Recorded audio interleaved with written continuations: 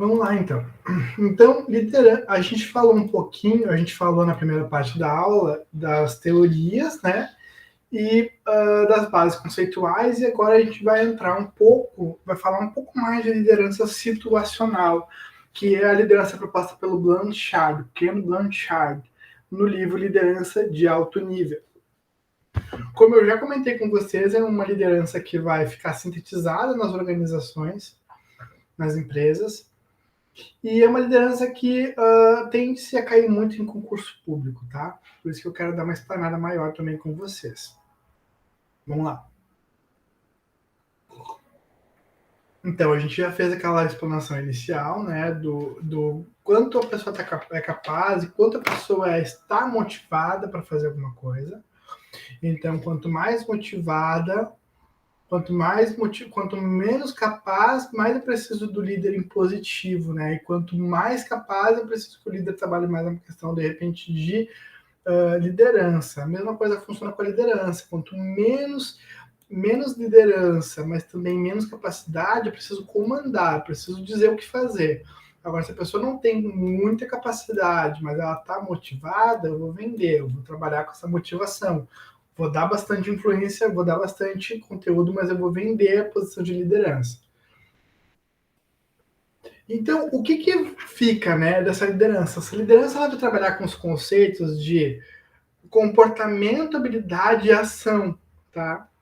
Ela vai dizer o seguinte, ó, que para um líder poder trabalhar bem, trabalhar adequado no ambiente certo, né, independente do ambiente, porque é contingencial traz essa perspectiva de qual estilo para qual situação.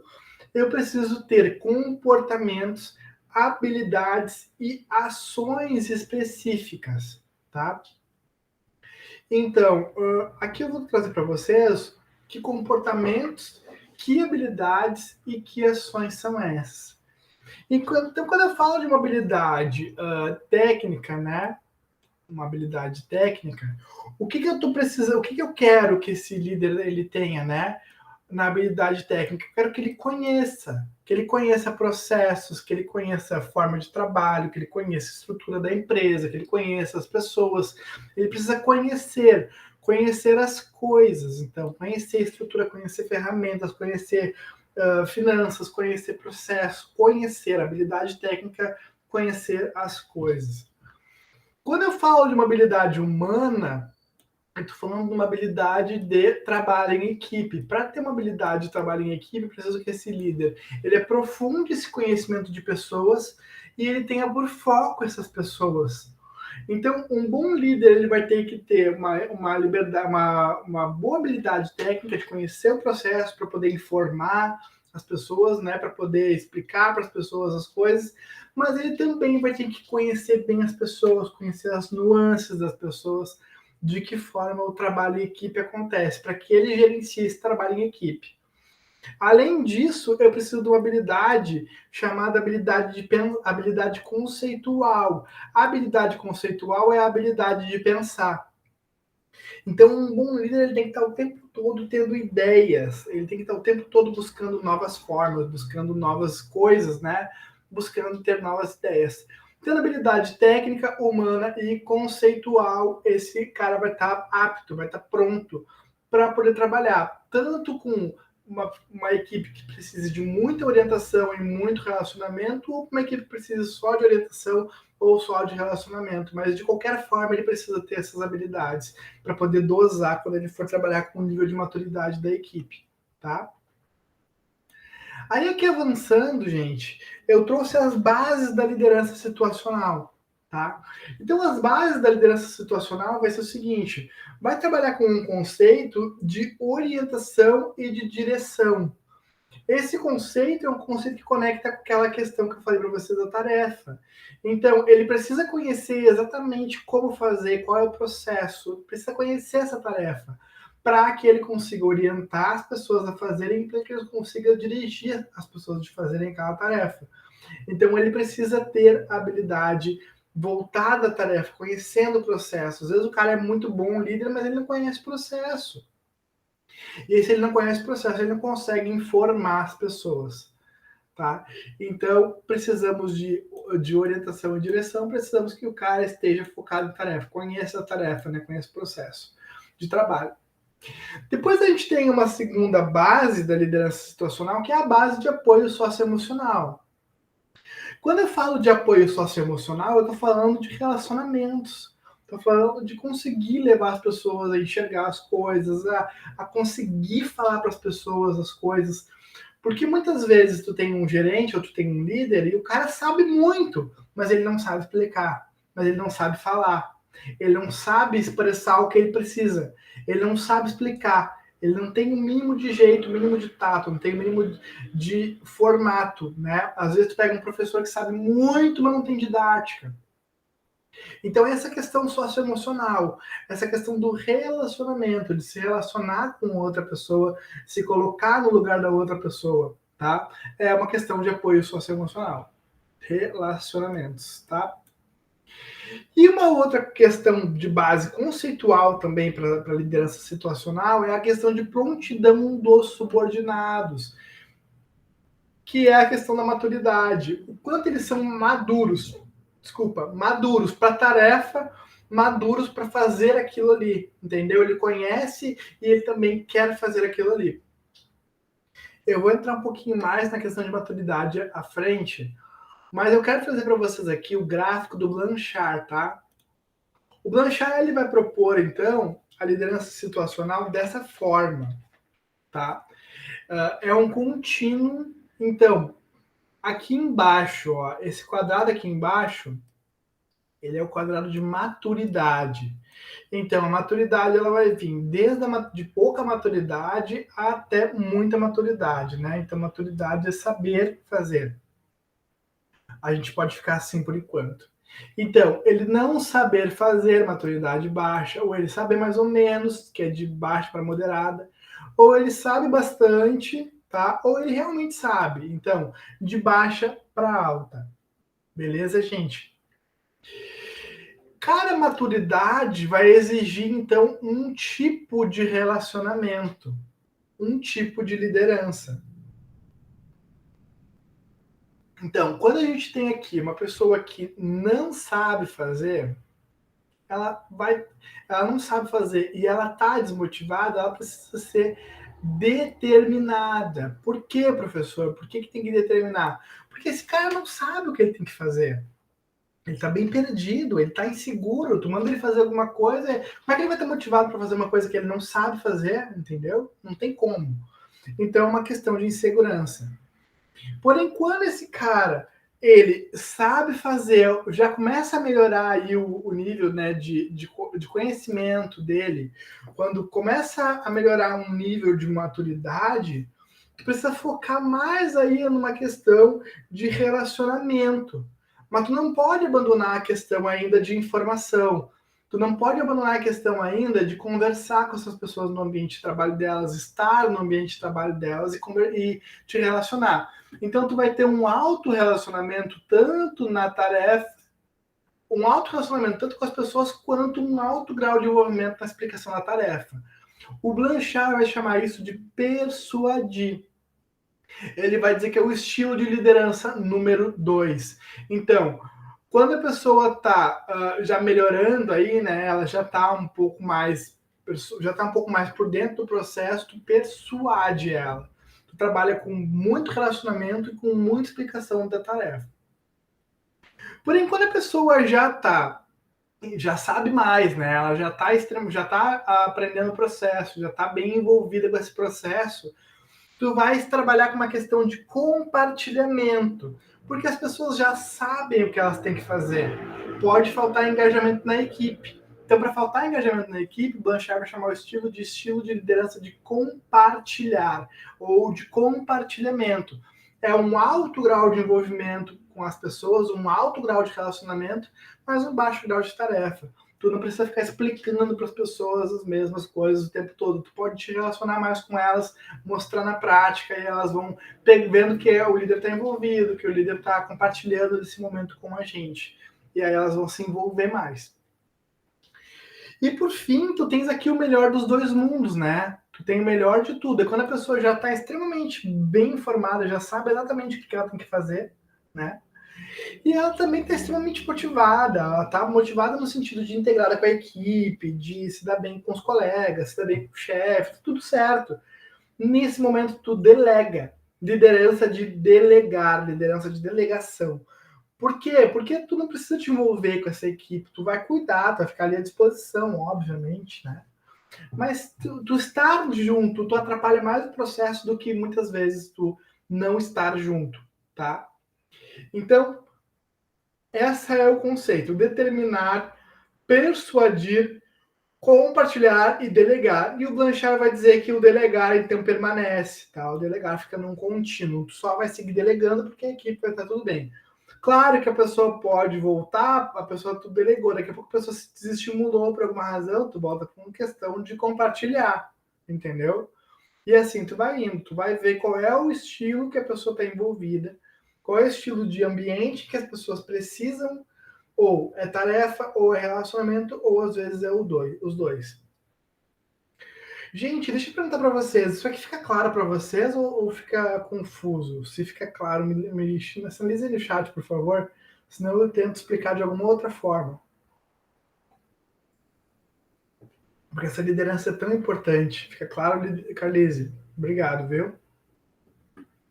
Então tá, então essa é a liderança situacional, esse é o estilo de liderança, é o gráfico estilo de liderança e maturidade. Funciona, Marcos? É assim lá. Que interessante, cara. Então, quanto menos a pessoa sabe, quanto mais a pessoa sabe.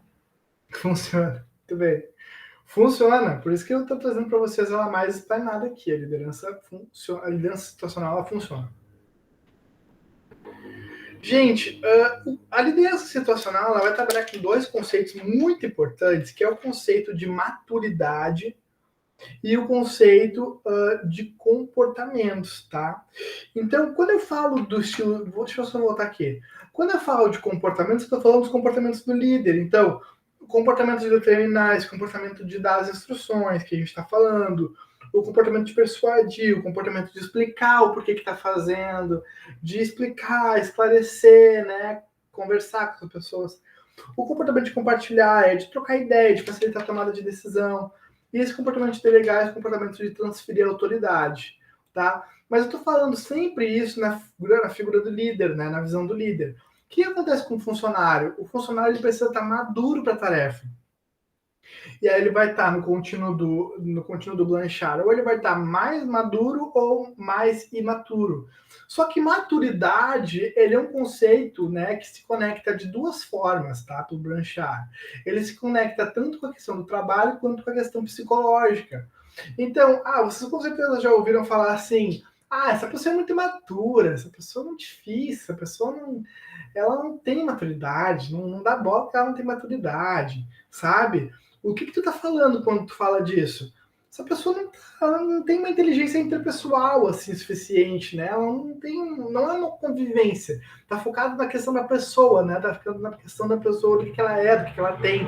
Ela é imatura, ou às vezes é jovem, né? Imaturo no sentido, é muito imaturo, é muito jovem, às vezes nem é maldade, às vezes, ele ainda não aprendeu, é muito maturo. Ainda não aprendeu com a vida, né? É muito maduro. Então, maturidade está conectado com um conceito psicológico, tá? Psicológico, de crescimento interpessoal. Esse conceito psicológico é maturidade para o trabalho, para a liderança do Blanchard, é um conceito de disposição, tá bom? Conceito de disposição. Então, o quanto essa pessoa está madura, assim, na mente dela, no sentimento dela, em quem ela é, tá? Então, se ela está madura o suficiente, ela vai estar confiante, ela vai estar encorajada, ela vai estar motivada, sabe? Ela está madura, ela entende o conceito do trabalho, ela vai trabalhar de uma forma mais psicologicamente envolvida, disposta, entendeu? De trabalhar psicologicamente. Quando eu falo numa maturidade no sentido de trabalho, especificamente, eu estou falando do conceito de capacidade. Então, maturidade naquele sentido. Essa pessoa ainda não aprendeu isso. Ela está recém há um mês na empresa.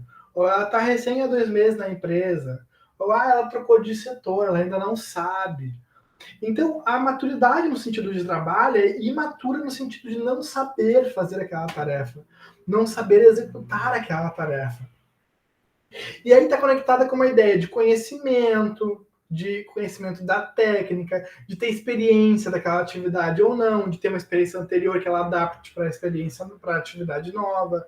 Enfim, a maturidade no sentido de trabalho, de capacidade de trabalho. Então, maturidade no sentido psicológico, de estar disposto de trabalhar, e maturidade no sentido de trabalho, de capacidade de trabalhar, de conseguir trabalhar. Fica claro, gente, essa distinção para vocês? Ótimo, beleza. Carlise e o Marcos estão em coro aí. Obrigado, gente, por estarem aí na aula. Até essa hora, né? Obrigado mesmo. Vamos avançar, então. Aí, por fim, a gente tem o conteúdo final, que é o conteúdo de motivação, tá?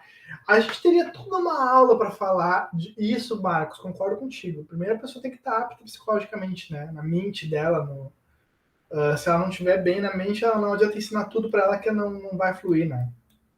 Perfeito.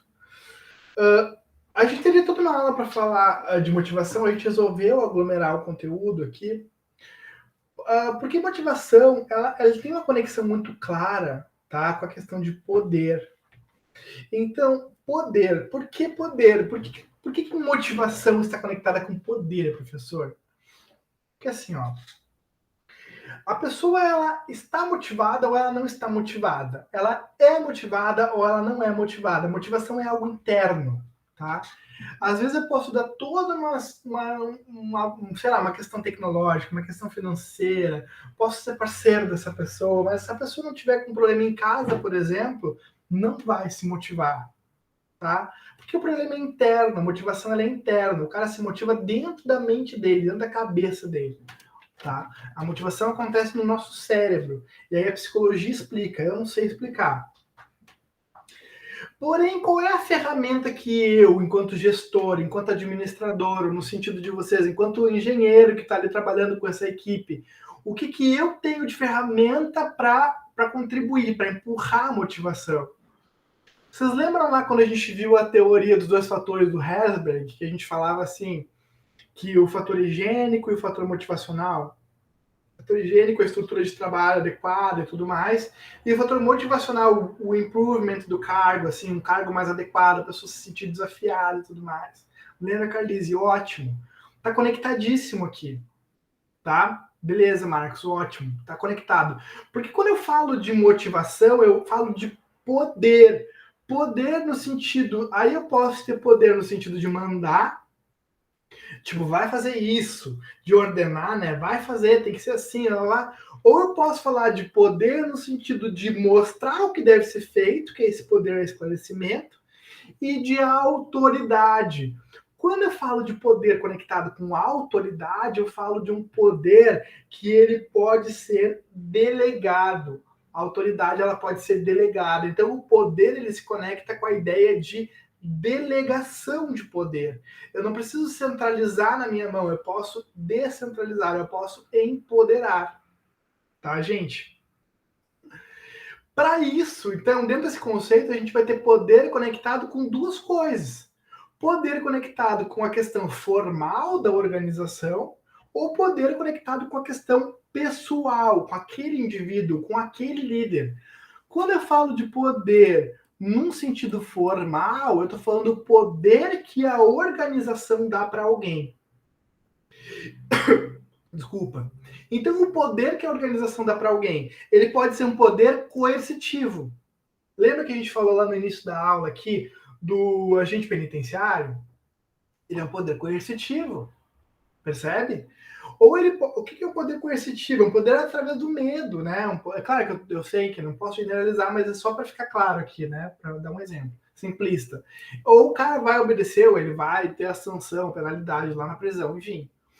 Coercitivo. Ou eu posso ter um poder formal, né? Um poder que a organização dá. Então, formal, coercitivo. O cara tem um poder de força física, de violência física. Posso ter um poder formal dado pela organização de recompensa. Que poder é esse, professor? O poder do benefício, né? Então, é o poder que o chefe tem em cima de mim, porque ele vai me recompensar, ele vai me pagar no final do mês. E aí se eu me estresso com o chefe me manda embora, né? Eu me desconto salário, enfim, sei lá. Então, o poder de recompensa. Por fim, eu posso ter o poder formal da organização, que é o poder legítimo, que não está conectado com a ideia de recompensa, está conectado com a ideia de estrutura, de hierarquia. Me explica melhor, professor. Um poder de recompensa é o teu chefe, né? O teu chefe, ou enfim, alguma organização que tu vai trabalhar de forma freelance, por exemplo. Tu vai trabalhar e tu vai te submeter o que a pessoa quer, porque ela vai te pagar, entendeu? Um poder formal legítimo, hierarquizado, é aquela estrutura, aquela cadeia hierarquizada mesmo, né? Aquela cadeia escalar. Então, o dono da empresa manda nos departamentos, manda no CEO, que manda nos departamentos, aquela coisa toda, entendeu? Então, vamos pensar assim, o CEO da empresa tem poder sobre os departamentos. O departamento de marketing tem poder sobre o departamento de fotografia. E dentro do departamento de fotografia está ali a Carlise trabalhando. Então, o CEO tem esse poder que anda até a Carlise, lá na ponta, de forma legítima, através da hierarquia. Entendem, gente? Fica claro esse conceito de poder formal? O poder da organização? Ótimo. O poder no sentido pessoal, tá? É o poder do indivíduo. E é aí que entra o papel da organização, tá? Da motivação. Porque esse poder pessoal, esse poder que o indivíduo tem, ele vai receber, ou ele vai ter por causa que ele está aqui, ó, esse poder está aqui, né? Ou ele vai ter por uma questão de competência e de referência. Quando eu falo competência, é aquele poder que a pessoa tem porque ela é competente, porque ela tem uma grande habilidade, porque ela é perita naquilo que ela faz. Então eu me submeto àquela pessoa porque eu sei que o que ela me mandar fazer é adequado, é correto. Eu vou fazer porque eu sei que é, entendeu? Pô, a pessoa está há anos trabalhando aqui, está há anos no mercado, então eu vou trabalhar como ela me mandar trabalhar. Ela está trabalhando adequadamente, ela tem poder de competência. Ou ela tem o poder de referência, tá? O que é o poder de referência? O poder de referência é o poder do traço, da liderança de traço, o poder da admiração, o poder de olhar para alguém e dizer assim, pô, essa pessoa aqui eu me conecto, eu acho que ela é visionária, enfim, ela tem esse traço de liderança e eu me conecto com ela. De qualquer forma, o poder ele vai vir ou da organização ou da pessoa. Só que esse poder ele está na mão de alguém. E esse poder ele te concede a responsabilidade de gerenciar aquilo que tu mandar fazer, mas ele te dá a autoridade para mandar fazer. E essa autoridade, tá? Ela pode o quê? Ela pode empoderar alguém, que é o que os autores vão trazer como um conceito de empowerment. Agora tá tendo em alto esse negócio de empoderamento, né? Assim, as minorias se empoderarem, o empoderamento feminino, o empoderamento, tipo, os vários empoderamentos sociais. É mais ou menos isso aqui, tá? O empoderamento social é o empoderamento, não é de dar o poder, não é de pegar um pedaço do que eu tenho e entregar para aquela pessoa. Não. É simplesmente de propiciar o uso do poder que já existe. Aquela pessoa já tem um poder, ela já pode fazer assim, ela já pode fazer assado, enfim, ela pode fazer. Então, se ela pode fazer, eu permito que ela faça, eu empodero ela para fazer. Então, quando eu empodero a pessoa para fazer, quando eu empodero a pessoa no ambiente de trabalho, aí eu estou trabalhando com o conceito de motivação. Porque essa pessoa é empoderada, o cargo dela vai enriquecer, ela vai ter mais liberdade, vai ter autonomia, vai poder ter iniciativa, vai poder propor coisas para fazer no ambiente de trabalho e vai fazer as coisas que ela propôs fazer. Então eu empodero essa pessoa, empowerment, tá? Gente, deixa eu perguntar para vocês, fica claro isso aqui para vocês? Esse conceito de empowerment, de empoderamento, ele não é um conceito de dar poder, ele é um conceito de propiciar o uso de um poder que a pessoa já tenha. Vocês conseguem entender isso? Sim? Beleza. Obrigado, Daniel. É mais ou menos isso, tá, gente? Gente, próximo slide, então, já é o nosso finalzinho de aula. Então, sobre o que nós falamos hoje, né? A gente falou sobre as bases iniciais do conceito de liderança, a gente trouxe lá as figuras, né? Falando dos objetivos, fechamos na questão da influência, a autoridade, mas a influência é maior que a autoridade. Falamos das teorias de liderança, né? Falamos dos movimentos de liderança que a gente teve desde 1930, quando a gente falou da liderança de traços, a liderança naquela abordagem comportamental, depois entramos na contingencial e ela fica, né, a liderança situacional do Blanchard, e no finalzinho aí a lideranças não carismáticas, né? Essas lideranças não carismáticas. E fechamos a nossa aula agora, nessa partezinha final, falando de motivação, falando de poder, esse poder sendo permitido ser utilizado na organização, o empoderamento, o empowerment. Gente, empowerment é um conceito que também cai em concurso público, tá? Não sei se alguém que pretende fazer concurso público em algum momento da vida, tô falando de concurso, nem sei, né? Alguém quer fazer, pensa fazer concurso? Ou não? Sim, então, ó, são dois conceitos aí para anotar na mente, Carlise, para anotar onde precisar, sabe? Que é o conceito de empowerment e o conceito de liderança situacional, tá? São dois conceitos que eu garanto para vocês que vocês acham em concurso público. Posso pegar até banca depois de concurso e mandar para vocês, se vocês acharem necessário, tá? Conceito de empowerment, conceito de liderança situacional, tá? Então, tá aqui, ó. Dois macetes importantíssimos, tá? Aqui a gente tem, então, a referência da nossa aula, né? A referência é o livro do Dante Freitas, são 2 capítulos, na realidade os capítulos estão bem pequenininhos, né? Acho que deu 20 páginas, se alguém conseguiu abrir e ver, deu 20 páginas todos os 2 capítulos, assim, são capítulos bem pequenininhos, mas basicamente eu fiz aí a quaragem, né, do que era mais importante. Porém, tá na nossa aba, né, para baixar, e tá aqui também, se alguém quiser escanear pelo QR Code, pegar o arquivo, tá lá, tá bom? E, finalmente, gente, obrigado, graças, obrigado para quem ficou até agora na aula, para quem, 10h25, né, para quem está aqui na nossa aula até essa hora. Mas era uma aula super importante, eu não queria ser leviano em nenhuma explicação, então a gente se deteve um pouquinho mais hoje. Tá? Deixa eu encerrar aqui. Tá. Gente, de minha parte, eu agradeço vocês por terem ficado até essa hora, tá bom? Se alguém tiver alguma dúvida, me chame no AVA, me chame ali para conversar, eu estou à disposição, vocês sabem, né? E de minha parte é isso, tá? Obrigado por quem ficou até agora. Um excelente Natal para todo mundo, uma excelente festas aí, sucesso na semana de provas de vocês, tá bom? Que todo mundo aí passe, que todo mundo tenha um final de ano feliz, né? Feliz nas suas provas, tá bom? E é isso, gente, tá? Um abraço para todo mundo aí, valeu. Se alguém quiser falar alguma coisa, fique à vontade. Vou interromper a gravação. Obrigado.